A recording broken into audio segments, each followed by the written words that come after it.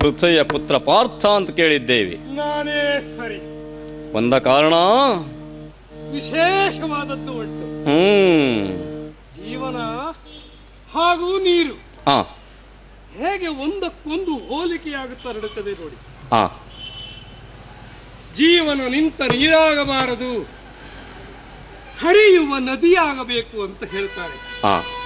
ಆದರೆ ಪಾಂಡವರ ಬಾಳು ಹುಚ್ಚು ಹೊಳೆಯಾಗಿ ಹರಿಯುತ್ತಾ ಇತ್ತು. ನಿಲ್ಲಲು ನೆಲೆಯಿಲ್ಲದಂತಹ ಪರಿಸ್ಥಿತಿ. ದ್ರೌಪದಿಯ ಮದುವೆಯಾದ ಮೇಲೆ ಪಾಂಡವರಿಗೊಂದು ನೆಲೆ ಬಂತು. ಇಂದ್ರಪ್ರಸ್ಥದಲ್ಲಿ ನನ್ನಣ್ಣನ ಆಡಳಿತಕ್ಕೆ ಬೆಲೆಯೂ ಬಂತು. ಹಾಗೆ